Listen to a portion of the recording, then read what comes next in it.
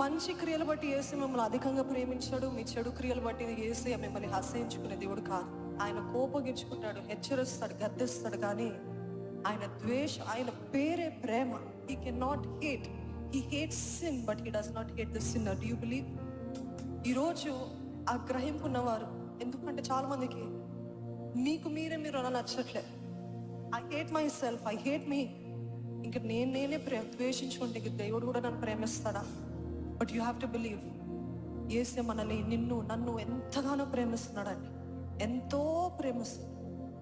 If you could just understand his love, ఆయన ప్రేమను మీరు నిజంగా గ్రహిస్తే, మన క్రియలు బట్టి కాదు, మన నీతి క్రియలు బట్టి కాదు, మన ప్రవర్తన ఇవన్నీ కాదు, ఇట్ విల్ గ్లోరిఫై గాడ్ మనము చేస్తే. కానీ ఆయన ప్రేమ మాత్రము మన ఎడలు ఎప్పుడు కూడా తరిగిపోదు.